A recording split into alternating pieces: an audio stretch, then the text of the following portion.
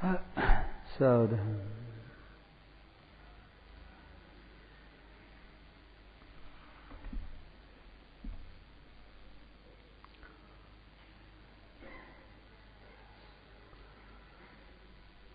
पिंडस्थ ध्यान करेंगे। पिंडस्थ ध्यान। पिंडस्थम स्वात्मचिंतनम।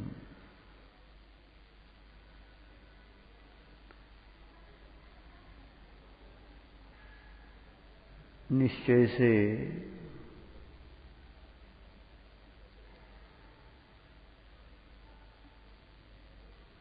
हम जो है आत्मा, जीव, चेतन, ज्ञान दर्शन में अनंत गुण संपन्न, ऐसे अनंत गुण संपन्न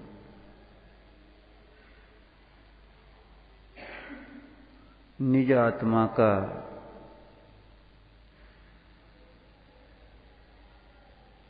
ध्यान या उसी में स्थ यानी उपयोग को स्थिर करना पिंडस्थ ध्यान कहलाता है। लक्ष्य तो निज ध्रुव ही है। लक्ष्य तो अपनी चेतनात्मा ही है और उस लक्ष्य की सिद्धि के लिए अभी संसार अवस्था में अनेक ज्ञेयों के निमित्त से उपयोग व्यग्र होने के कारण किसी ऐसे ज्ञेय पर उपयोग को केंद्रित करते हुए, एकाग्र करते हुए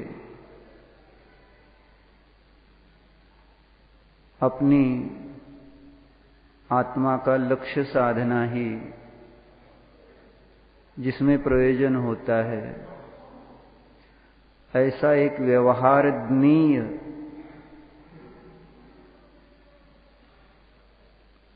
का अवलंबन लिया जाता है। जैसे रूपस्थ ध्यान में हमने किसका अवलंबन लिया था? अरिहंत प्रभु का, जिनको हमने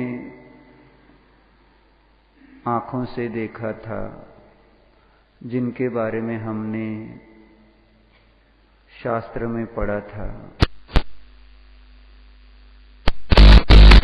विचार करते हुए उन्हीं के समान अपने स्वरूप का विचार किया था सुबह रूपस्थ ध्यान में। पदस्थ ध्यान में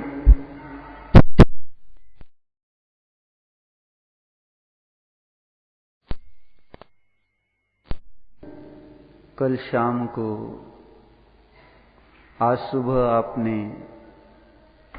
शब्दों का अवलंबन लेते हुए जिससे आपका उपयोग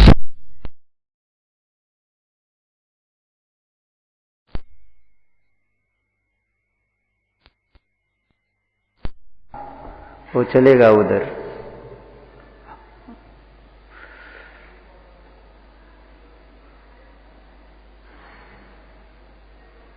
अन्य ज्ञेयों से उपयोग हटाने के लिए शब्दों का अवलंबन लेते हुए हमने नमस्कार मंत्र के आधार से अपने स्वरूप का विचार किया था। आपने किया होगा। अरहंत सिद्धाचार्य उपाध्याय साधु, इन शब्दों का अवलंबन लेते हुए पदस्थ ध्यान किया था। ऐसे ही रूपातीत ध्यान भी है रूपातीत ध्यान में जो सिद्ध होते हैं, सिद्ध भगवान, सिद्ध परमेष्ठी, उनके स्वरूप के बारे में विचार करते हुए अपने सिद्ध स्वभाव का विचार करना रूपातीत ध्यान कहलाता है। तो पिंडस्थ ध्यान में व्यवहारने से पिंड शब्द का अर्थ शरीर होता है। तो शरीर का अवलंबन लेते हुए, यानी शरीर पर उपयोग केंद्रित करते हुए और उस शरीर से स्वयं को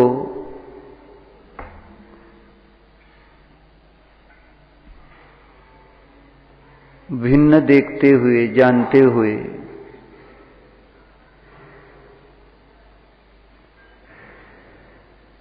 जो विचार किया जाता है उसे पिंडस्थ ध्यान कहते हैं। 5 धारणाएं हैं उसमें, पुराने साधकों को तो पता ही है।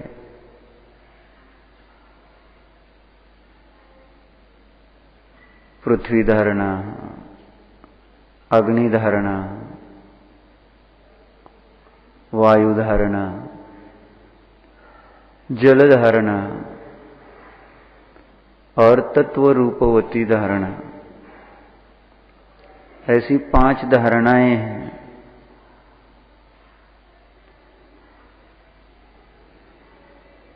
एक अवलंबन दिया जा रहा है आपको। वास्तव में ये धारणाएं ध्यान नहीं है,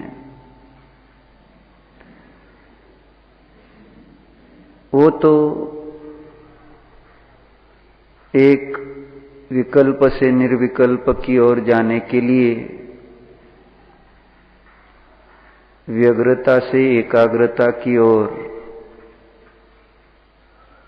जाने के लिए अवलंबन दिया जा रहा है।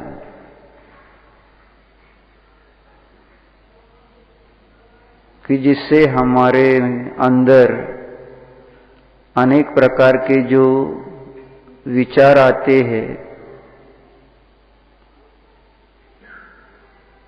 उन विचारों से हम मुक्त हो सकते हैं, हो जाते हैं।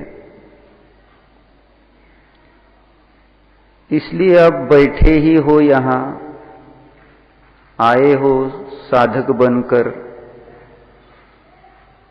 तो उत्कृष्ट साधना करने का पुरुषार्थ करना आपका कर्तव्य बनता है।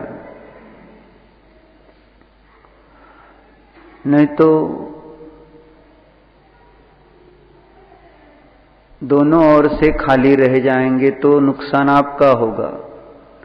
इंद्रिय विषय भोग तो नहीं है, संसार, ये सब छोड़कर आप आए हो, बड़ा त्याग करके आए हो। और यहां आकर हम अगर जिस तत्व की उपलब्धि के लिए, जिसके लक्ष्य से आए हैं, उस लक्ष्य की उपलब्धि नहीं हुई तो फिर यहां से भी खाली, तो दोनों जगह नुकसान हो सकता है। इसलिए आए हैं तो ध्यान ही कीजिए, धर्मीय ध्यान ही करना है। आर्त रौद्र ध्यान नहीं करना यहां आप। ये धर्मी ध्यान का शिविर है। धर्मी ऐसा जो चेतन आत्मा है, उसी का ध्यान यहां पर करना है। मुनिराज भी ध्यान करते हैं। केवल ज्ञानी भी सिद्ध होने के लिए ध्यान करते हैं। श्रेणी आरूढ़ होने के लिए भी ध्यान किया जाता है। शुक्ल ध्यान के अगर भेद आप जानते हो तो आपको पता होगा श्रेणी आरूढ़ होने के लिए 2 ध्यान, शुक्ल ध्यान के 2 भेद, और सिद्ध होते समय फिर वहां 2 ध्यान के भेद बताए हैं। विचार करना, सिद्ध होने के लिए भी ध्यान करना पड़ता है, केवल ज्ञानियों को भी। मतलब एकाग्रता की कितनी आवश्यकता होती है। तो यहां पर भी हम सिद्ध होने के लिए ही ध्यान कर रहे हैं, मतलब सिद्ध स्वभाव का अनुभव करने के लिए यहां पर ध्यान में आकर बैठे हैं। तो वे अरिहंत भगवान भी दिव्य ध्वनि बंद कर देते हैं। कह रहा हूं बंद अपने आप वो तो खिरती है, लेकिन विचार करना एक दृष्टि से महावीर भगवान ने योग निरोध धन्य त्रयोदशी को किया और उनको के मोक्ष की प्राप्ति अमावस्या को हुई। त्रयोदशी, चतुर्दशी और अमावस्या ऐसा है। तो उन्होंने भी अपना विहार बंद कर दिया किया। जो योग 13वें गुण स्थान में योग होता है, यानी मन, वचन और काय के निमित्त से होने वाले आत्म प्रदेश की चंचलता, आत्म प्रदेशों में जो हलन चलन, उसको रोकने के लिए पुरुषार्थ किया। योग निरोध उसे कहते हैं, क्योंकि आश्रव का कारण योग कहा गया है तत्वार सूत्र में। काय वांग मन कर्म योग सह आश्रव, ऐसे 2 सूत्र आते हैं। काय यानी शरीर, वचन और मन के माध्यम से यह जीव जब परिणामों से क्रिया करता है, परिणामों से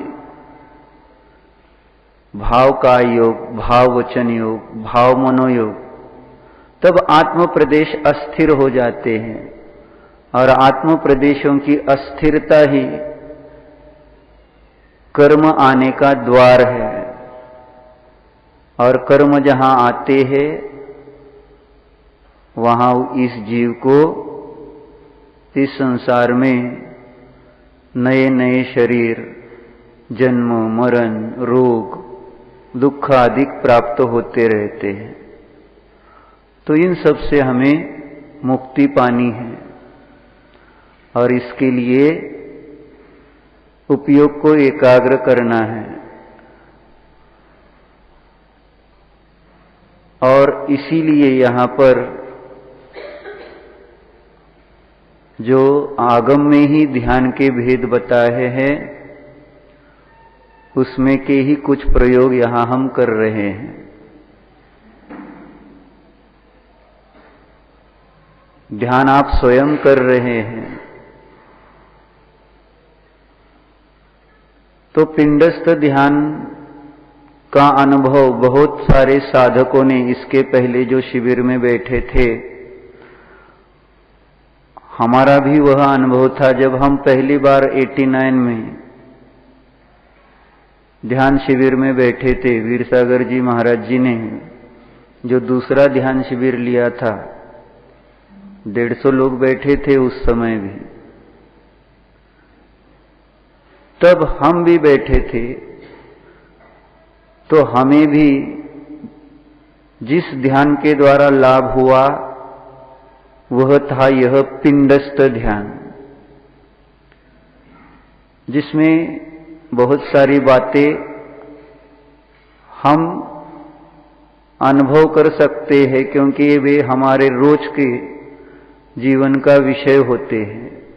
यानी पूरा शरीर जो हमारा जीवन का विषय आज तक चला आया है, तो उसकी ओर उपयोग को एकाग्र करते हुए और उसको जलाते हुए, भस्म करते हुए, उसकी राख उड़ाते हुए, जल से धोते हुए एक शुद्ध स्वच्छ चेतना का अनुभव इसमें किया जाता है। इसके चित्र भी यहां पर पीछे लगे हुए हैं क्रम से, आप बाद में देख लेना। तो इसमें धीरे धीरे एक एक धारणा पर और एक एक धारणा में जो आध्यात्मिक अर्थ है, उस आध्यात्मिक अर्थ का भावभाषण करते हुए हमें पिंडस्थ ध्यान करना है। सावधानी इसमें ये आवश्यक है कि आप आंखें नहीं खोलेंगे। जितने काल तक यहां पर सूचनाएं मिलती जाएंगी, आंखें नहीं खोलेंगे आप। आपको नियम ही है यह समझना। आप आंखें खोलोगे तो फिर वापिस इसकी भावभासना होना मुश्किल हो जाएगा। इसलिए बिना आंखें खोले शरीर जितना स्थिर रह सके उतना स्थिर, क्योंकि भूल जाना है हमें शरीर को, है ये भी या नहीं शरीर, इतनी एकाग्रता हमें यहां पर चाहिए। तो शरीर से चेष्टा बंद। आपको वचन बोलने की जरूरत नहीं, यहां से तो वचन सुनाई देंगे आपको, बस आपको विचार करना है। मन का थोड़ा सा अवलंबन रहेगा, लेकिन मन का अवलंबन भी अन्य विचार करने के लिए नहीं, संकल्प विकल्प करने के लिए नहीं, बस जो बताया जा रहा है यहां पर उसी का विचार करने में मन को लगाना है।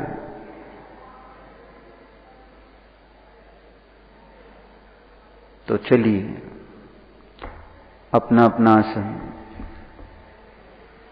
अपने अपने दुपट्टे सिर पर लेकर, अब इसमें आंखें खोलना नहीं है। इसलिए अगर आप ये पूरा इस प्रकार से लेंगे तो मक्खियां, छोटी छोटी जीव मुंह पर, आंख के पास आकर बैठेंगे तो वे भी अपना उपयोग भ्रष्ट कर सकते हैं। और इसलिए आप इस प्रकार से अगर मुंह ढक कर बैठेंगे तो और ज्यादा अच्छा है।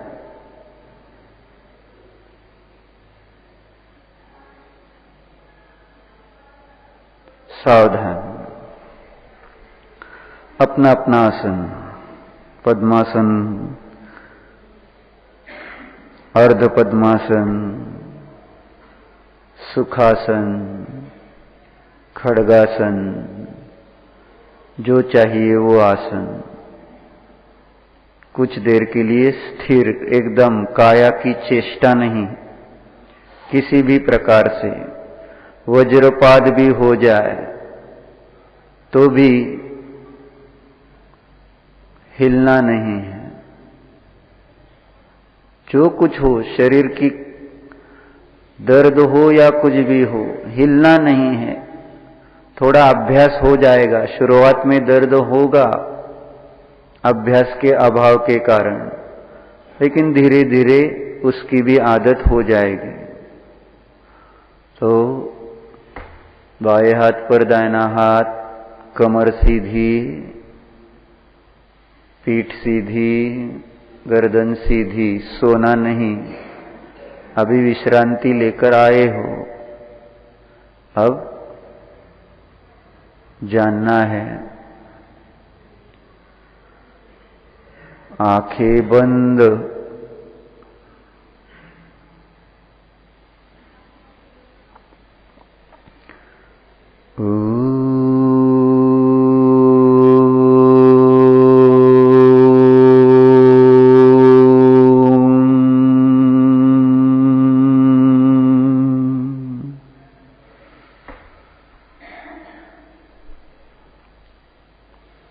पिंडस्थ ध्यान। पहली धारणा पृथ्वी धारणा। चलो मन में, चित्त में विचार करो। अभी दूसरा कोई विचार नहीं है। जो यहां से सूचनाएं मिलेगी उसी अनुसार, उसी के अनुसार विचार कीजिए। देखो,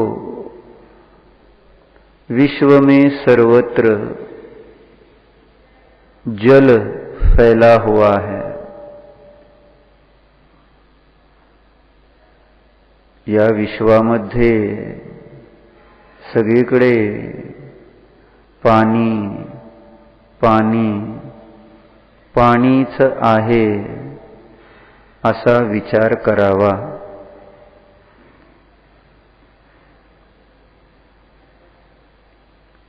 देखो, विश्व जितना हमारी जानकारी में है उतना विश्व,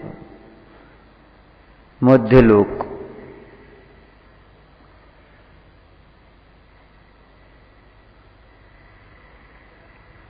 देखो सर्वत्र जल जल जल। हमारा उपयोग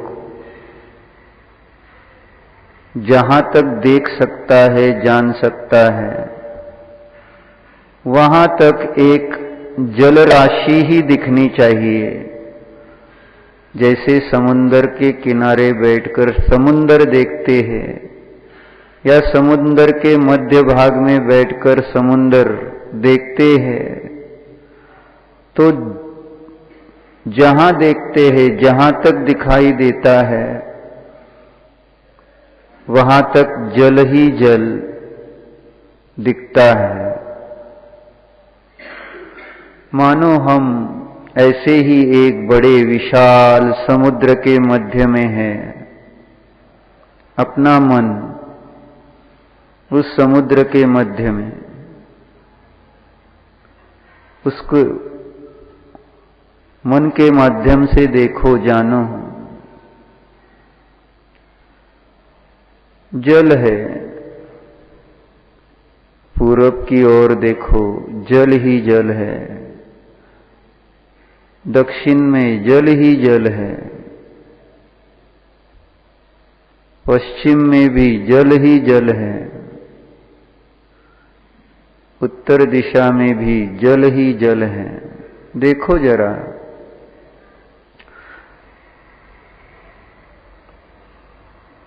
अन्य किसी वस्तु की निशानी भी नहीं है, बस एकमात्र जल राशि ही जानने में आ रही है। शांति से चित्त को एकाग्र करो तो जानने में आएगा। जल जल जल, जल का सागर है, जानो।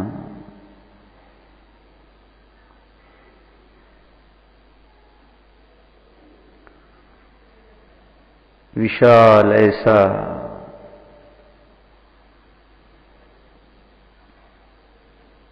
समुद्र जानने में आ रहा है।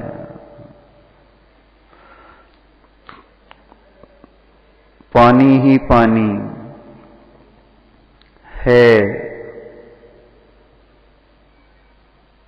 अन्य कुछ भी नहीं है।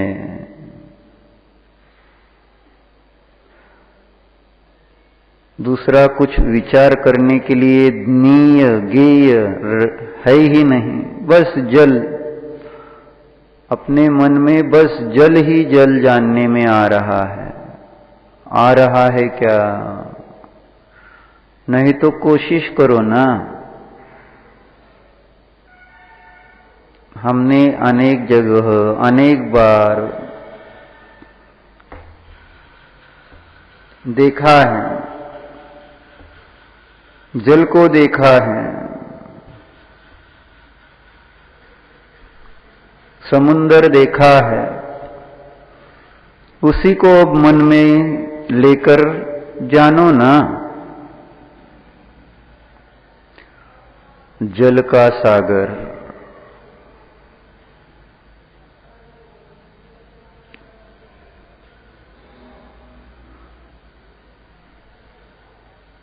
स्वच्छ निर्मल जल का सागर है। देखो,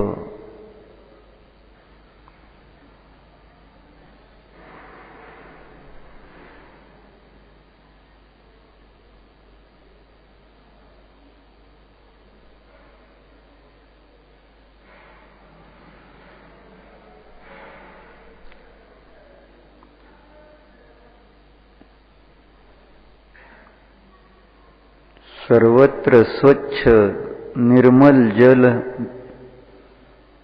है।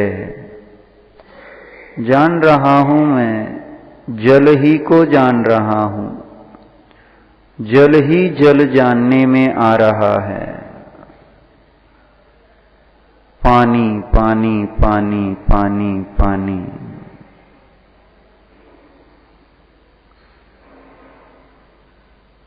दूसरा कुछ भी नहीं है यहां। आजू बाजू सर्वत्र बस पानी ही पानी है।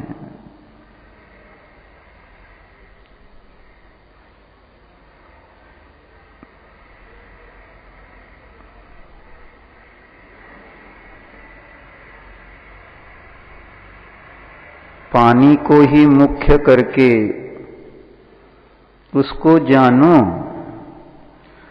जल का समुद्र, स्वच्छ जल का समुद्र है, निर्मल जल का सागर है।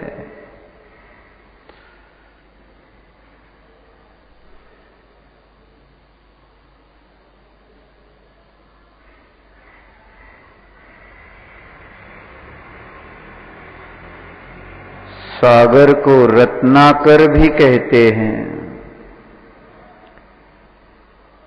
क्योंकि सागर में अनेक रत्न भी होते हैं। इसलिए सागर को रत्नों की खदान भी कहते हैं। आकर यानी खदान। रत्नाकर है।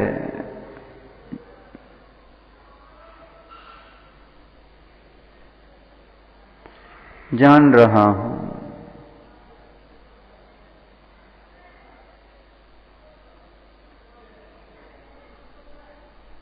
रत्नाकर को, सागर को, समुद्र को जान रहा हूं।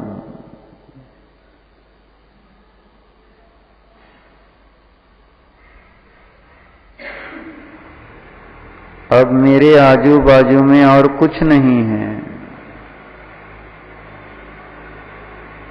जल है, मात्र जल है।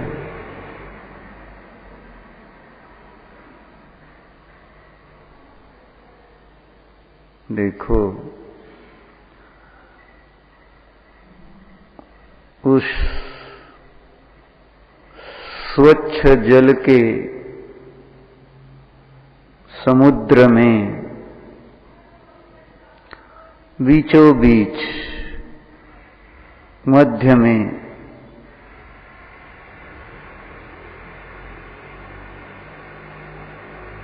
एक सहस्र योजन में फैला हुआ, सहस्र यानी हजारों,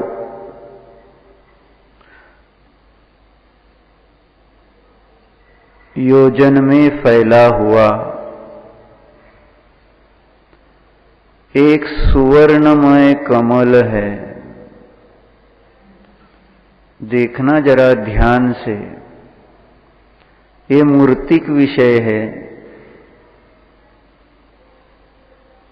ये कोई अमूर्तिक चीजें नहीं हैं। जल जान सकते हैं, आंखों से जाना था, मन से जान रहे हैं अब।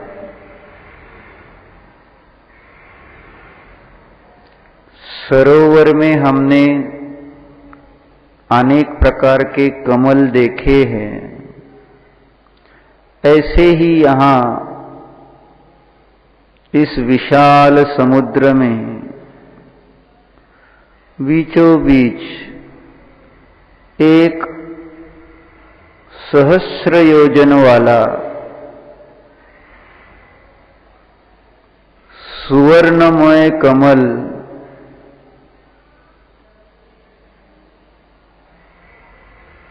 है। जानो उसे, सुवर्णमय ऐसा बहुत बड़ा कमल है।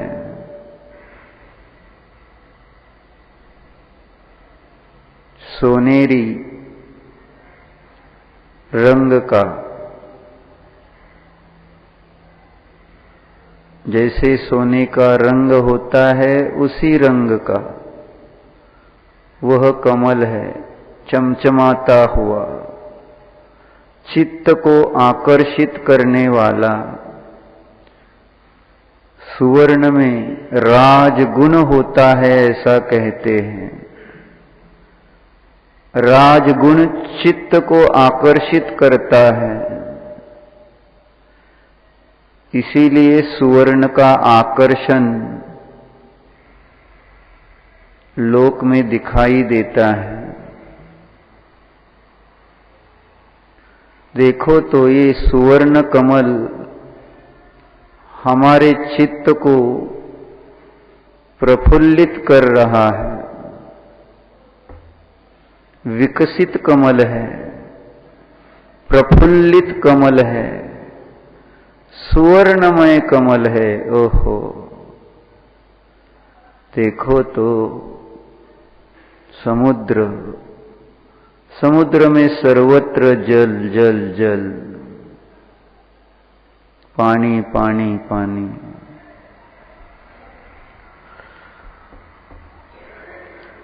उस जल के सागर के मध्य में क्या दिखाई दे रहा है हमें? एक सुंदर ऐसा सुवर्णमय कमल है।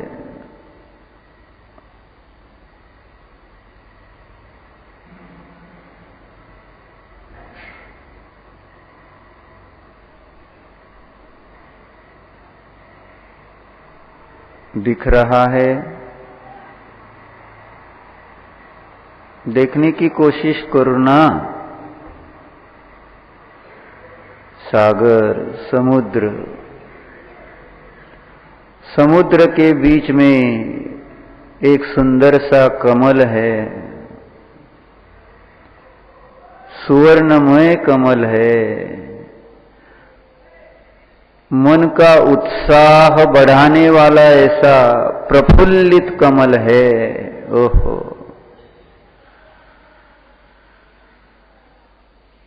बार बार मेरा चित्त उसी पर जा रहा है।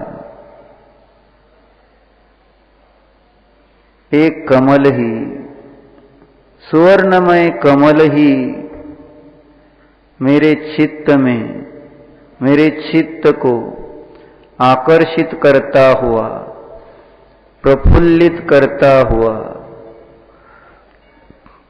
उत्साही करता हुआ जानने में आ रहा है।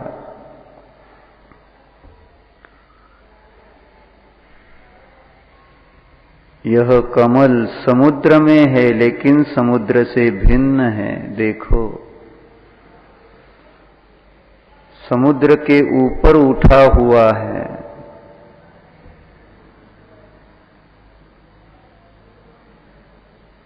उस कमल की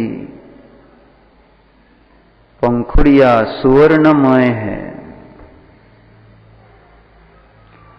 देखो, कमल के पत्ते उस समुद्र की जल को स्पर्श करते हुए जानने में आ रहे हैं।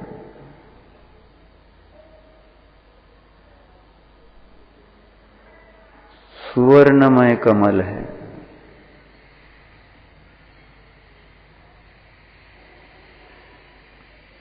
कमल की कर्णिका, कर्णिका यानी बीच वाला भाग, जहां पराग कण होते हैं,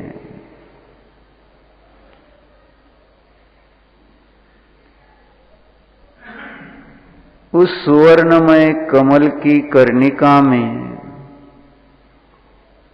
एक स्फटिक मणि का स्वच्छ ऐसे स्फटिक मणि का आसन है।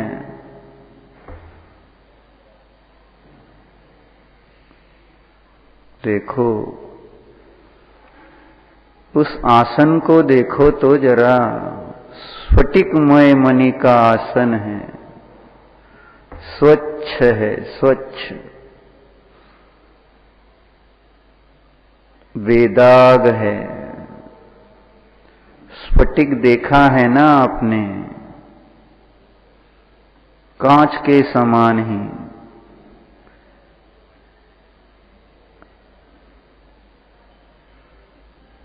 लेकिन उसकी स्वच्छता कांच से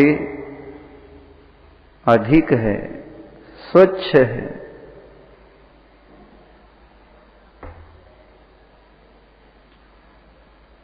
स्फटिक मणि, उस कमल की कर्णिका में स्फटिक मणि का आसन, उस आसन पर बैठने का दिल कर रहा है। सुंदर ऐसा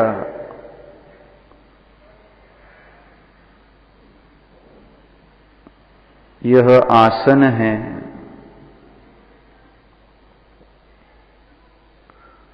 तो चलो बैठ जाओ उस पर, विचार करो, उस स्फटिक मणि के आसन पर हम बैठे हैं। ओहो, आराम से बैठो, बस अकेले है। इस आसन से हमें कोई हटाने वाला नहीं है, कोई है ही नहीं, बस मैं ही हूं। उस स्फटिक मणि के आसन पर मैं खुद बैठा हूं। सशरीर बैठा हुआ अपने को देखो, कोई हर्ज नहीं, देखो ना। आईने में देखा है, फोटो में देखा है, आंखों से हम देखते हैं शरीर वाला स्वयं को। ऐसे शरीर वाले अपने को उस आसन पर बिठाओ, देखो हम बैठे हैं। मन में विचार करो,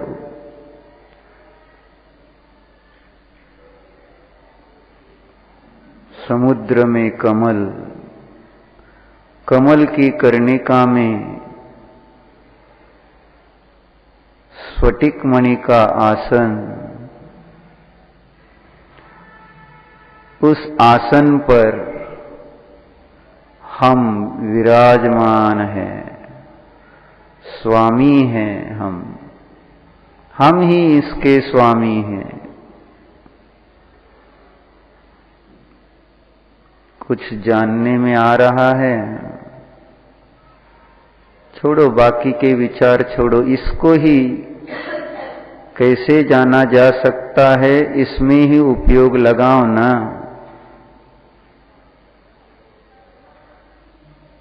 उपयोग को एकाग्र करो ना। जलमय सागर, शुद्ध स्वच्छ निर्मल जलमय सागर है, स्वच्छ जल का सागर।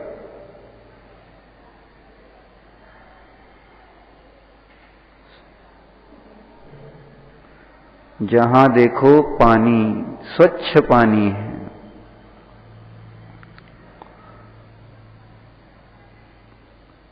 उस पानी के तलहटी में देखो तो अनेक रत्न हैं, रत्न। सुंदर ऐसा यह समुद्र। उस समुद्र के मध्य में चित्त को रोमांचित करने वाला, ओहो,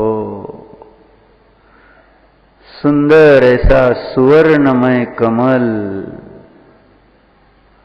देखो, सहस्र योजन में फैला हुआ, हजारों पंखुड़ियों वाला, सुवर्ण की हजारों पंखुड़ियां हैं। ऐसा यह कोमल सुंदर कमल है।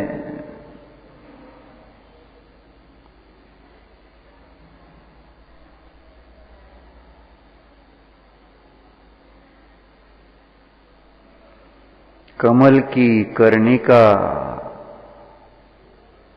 उपयोग लेते चलो उधर। उस सुवर्णमय कमल की कर्णिका में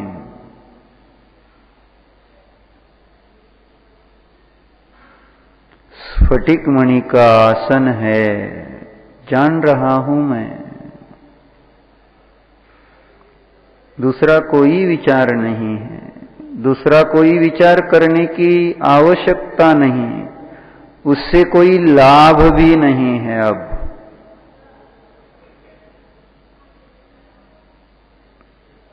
बस इस ही को जानो तो।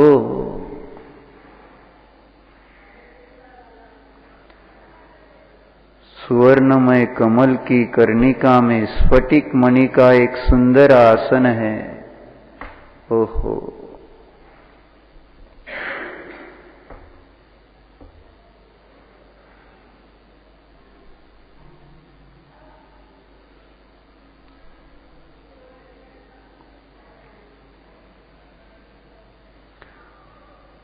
उस स्फटिकमय स्वच्छ आसन पर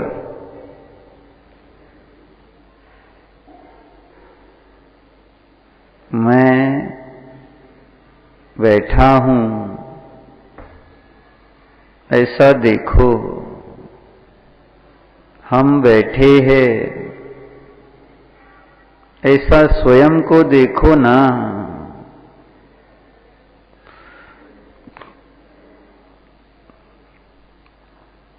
मतलब हम ही इसके स्वामी हैं, इस सब के हम ही स्वामी हैं, इसके मालिक हम ही हैं, दूसरा कोई नहीं।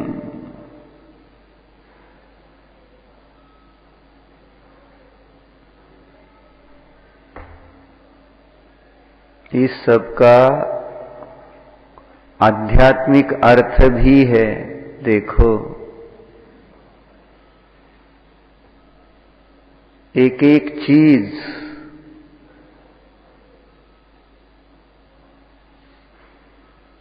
हमें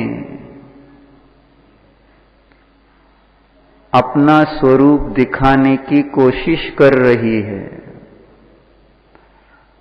हम देखना चाहे तो प्रत्येक चीज हमें अपनी आत्मा की प्रतीति करवा सकता है, हम चाहे तो। इसी के लिए तो आए हैं हम। तो देखो,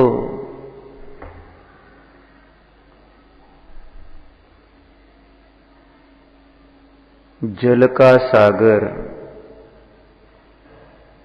जल का समुद्र,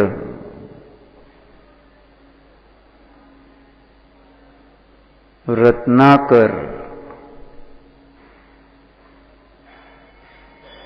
यह किसका प्रतीक है?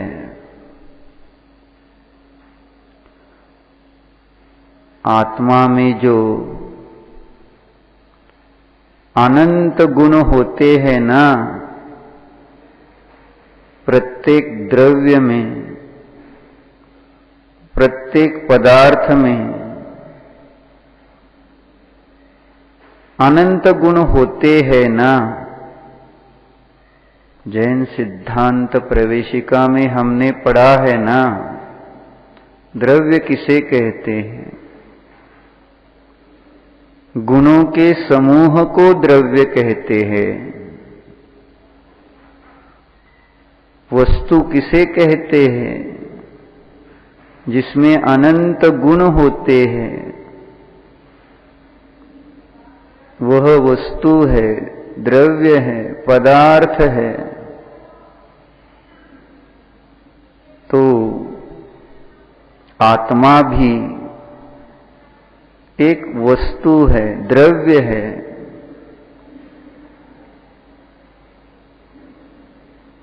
मतलब आत्मद्रव्य में भी अनंत गुण होने चाहिए, क्योंकि गुणों का समूह द्रव्य है। और मैं एक आत्मद्रव्य हूं, मतलब मेरी आत्मा भी अनंत गुण संपन्न है।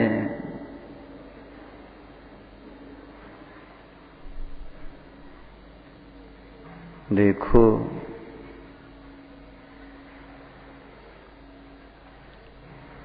समुद्र रत्नाकर चैतन्य रत्नाकर का प्रतीक है। समुद्र में रत्न चेतन आत्मा में गुण रूपी रत्न है। जानना है, समुद्र रत्नों की खदान है, यह जानने वाला है ना। समुद्र को जो जान रहा है ना, यह जानने वाला आत्म पदार्थ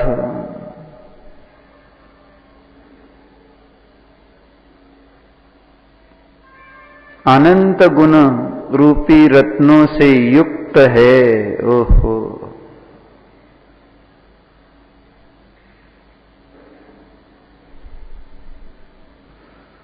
अनंत गुणों की खान, अनंत गुणों का धनी,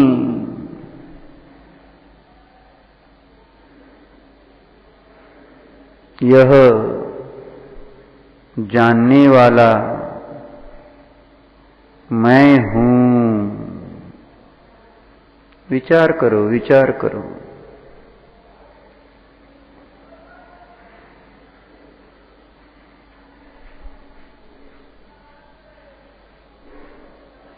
समुद्र तो जड़ रत्नों की खदान है, जानने वाला चेतन रत्नों की खदान है। ओहो,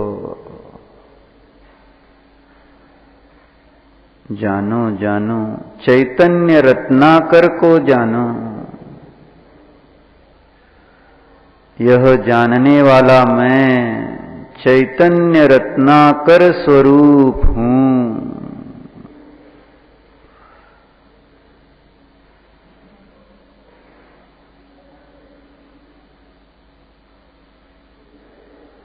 चैतन्य रत्नाकर स्वरूप हम।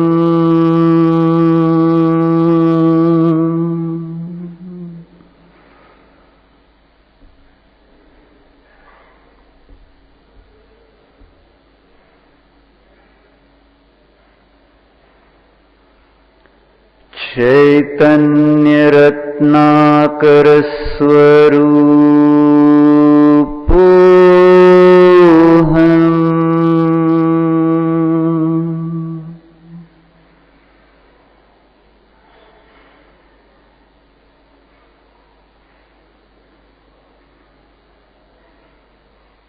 चैतन्य रत्नाकर स्वरूपो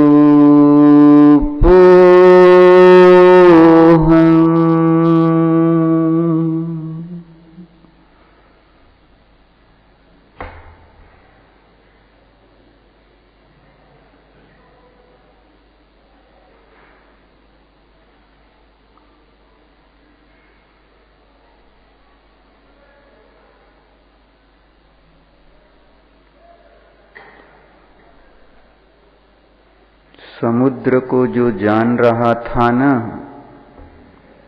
उसी को जान रहे हैं ना। समुद्र ज्ञान से जान रहे थे। रत्नाकर को ज्ञान में, कहां पर? ज्ञान में जान रहे थे ना, ज्ञान से जान रहे थे ना। अब इस ही ज्ञान को ज्ञान से जानो, इस ही चेतना को ज्ञान से जानो। इस चैतन्य रत्नाकर को जानो, जानने वाले को जानो। जानने वाला यह मैं सबको जानता है और अपने को नहीं जान सकता, ऐसे कैसे हो सकता है? इस विश्व की प्रत्येक वस्तु इस ज्ञान का ज्ञेय बन सकती है, तो जानो ना। समुद्र को जानते हो, समुद्र यहां पर नहीं है फिर भी जानते हो। ऐसे ही यहां पर जो है, कौन है? जानने वाला, समुद्र को जानने वाला। रत्नाकर को जानने वाला। यहां मैं हूं और यह मैं चैतन्य रत्नों की खदान हूं। ओहो, देखो जरा, इस चैतन्य रत्नाकर में विहार तो करो। सुंदर सुंदर ऐसे रत्न भरे हैं इसमें। आहा, ज्ञान है, श्रद्धा है, चारित्र है, आनंद है, वीर्य है, अस्तित्व है, वस्तुत्व है। ओहो, सुंदर सुंदर ऐसे अनंत गुण रूपी रत्न भरे हैं। अनंत गुण रूपी रत्नों से मैं पूर्ण हूं। आहा,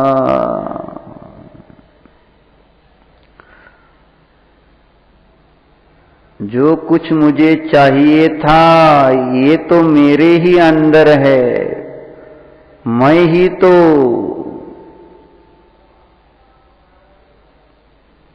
उन गुणों से संपन्न हूं। ज्ञान, आनंद, आहा, ये तो यही पर है। इस चैतन्य रत्नाकर, इस चैतन्य रत्न की खदान में ही तो ये गुण है, गुण रत्न है। मैं कहां बाहर खोजता हुआ अनादि से मूढ़। अब मूढ़ता नष्ट हो गई। जान रहा हूं मैं अपने में अपने गुणों को। आहा,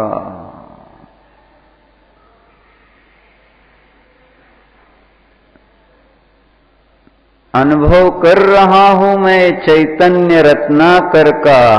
ओहो, चैतन्य रत्नाकर स्वरूपोऽहम्।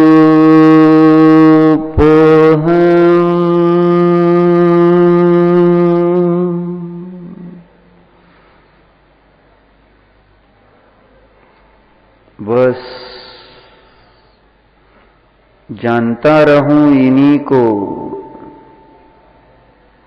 इन्हीं में अब उपयोग लगा रहे। क्या रखा है बाहर उपयोग भटकाने में? चैतन्य रत्नाकर स्वयं पूर्ण है, अनंत गुणों से परिपूर्ण है। ओहो, जानो जानो मैं हूँ अपने में स्वयं पूर्ण। जानो जानो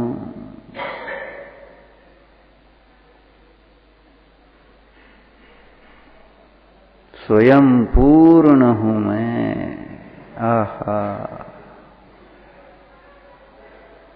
अनंत गुणों से परिपूर्ण हूं मैं। कभी अपने गुण सागर को देखा ही नहीं ना, समय ही नहीं निकाला ना स्वयं को देखने के लिए। जग को देखने के लिए तो समय निकाला, निज को, स्व को।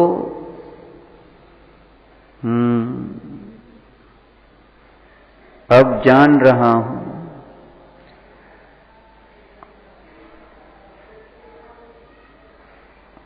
अब समझ में आया है, समझ में आ रहा है। सच्चा वैभव तो यही पर है। विश्व में कहां पर है वैभव? नहीं है, यही पर है। अनंत गुण रूपी रत्न, अनंत गुण रत्न रूपी वैभव। ओहो, ज्ञान है, आनंद है, श्रद्धा है, चारित्र है, वीर्य है। जानो जानो, जीवत्व है, चिति शक्ति है, सर्वज्ञता, सर्वदर्शित्व, सब कुछ यहां मिलेगा आपको। देखो, एक एक रत्न अनंत गुण है, अनंत गुणमयी ऐसा मैं चैतन्य का सागर हूं। ओहो, रत्नाकर हूं। आहा, चैतन्य रत्नाकर स्वरूपोऽहम्।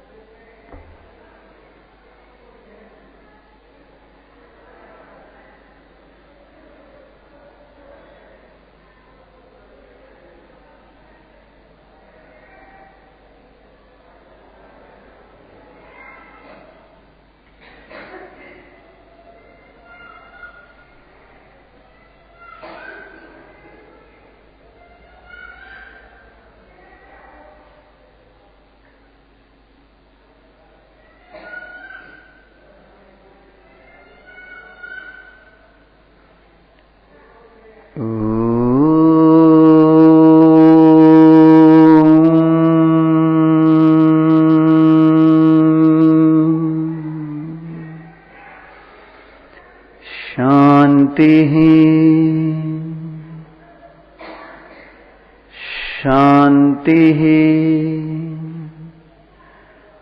शांति।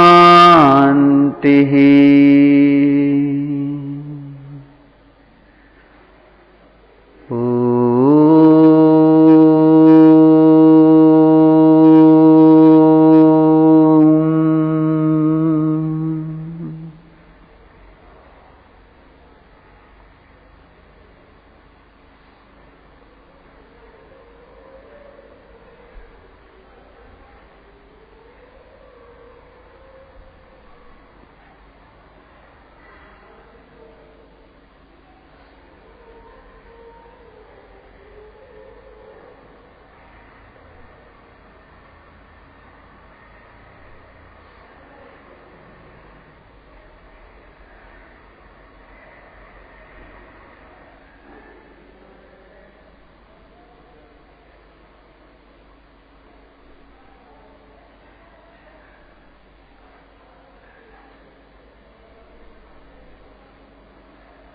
विसर्जन।